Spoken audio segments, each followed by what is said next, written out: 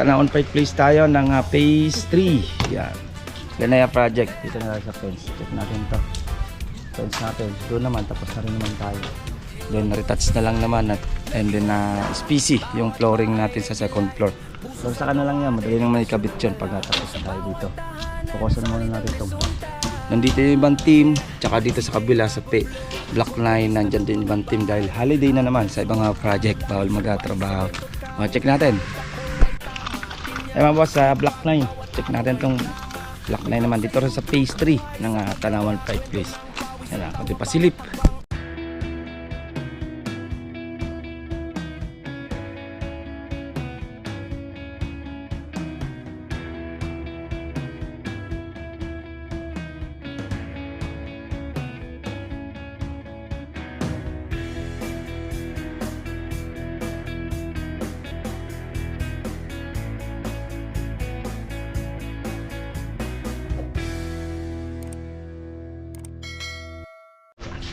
Yan mga boss, good morning. Tanawan Pike Place tayo ng phase 3. Yan.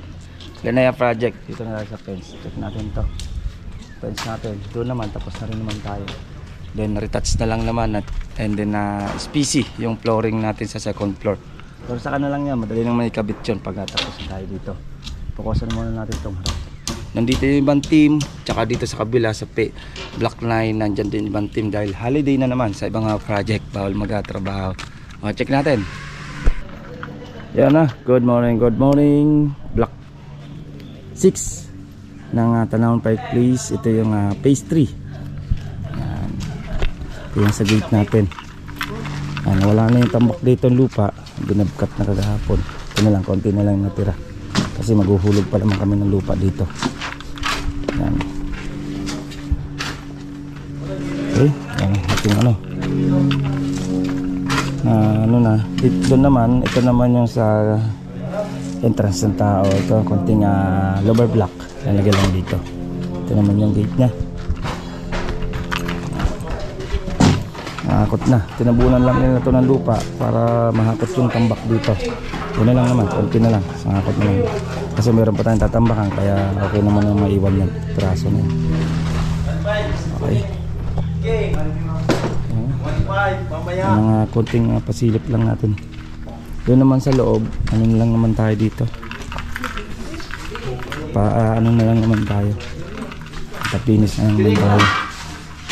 Ito na lang naman TV console. Dito. Plastering na rin naman tayo dito. Okay na rin naman tayo. Ayan o. Taas. Ayan, pabubungan naman to ni client. Ayan, taas tayo dito sa ano. Sa likod. Ayan. Tapos dito naman sa ano, harap. Ayan. Hintayin natin mga hollow blocks. Ayan, magbubuhusan ito mga poste.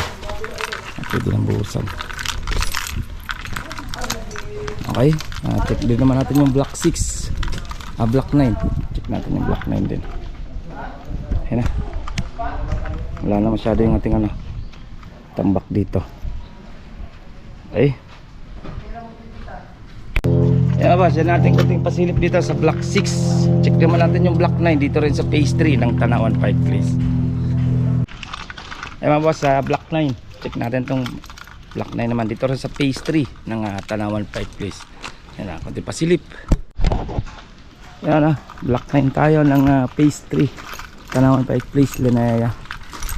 Yan, nabuhusan na yung poste natin dito. Yan, plastering na lang. At paano, tumibay na yun nandito niya. Yan. Yes na yan. Dalawa, yung pa isa. May hidden door yan. Ano na yan. Kaya yung pinto ng CR, move na natin. Ito yung outlet. Tsaka switch. Yan. Bang na. Okay. Ito na, bakbak na rin naman. Tikin na lang naman yan. Iwan na lang muna yung nasa flooring. Yan, pinturan na lang naman ang gagawin namin dito. Yan, ito na lang naman to. Habang iniintay yung ating permit sa extension. Then ito naman, tanggalin na lang muna itong platform para mapalitadahan ng ayos yan. Dito, nililiat na yung ating PPR 5. Yan. Ating PPR 5. Then, siyempre, hot and cold. Yan rin ah.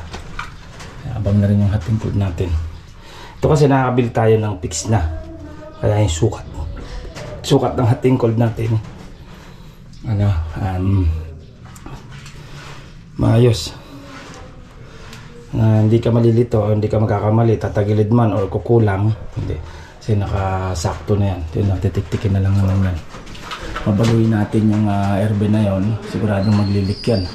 Kung mapansin nyo, baliktad yung tubo ng dos. Nakasalo sa iba sa labas.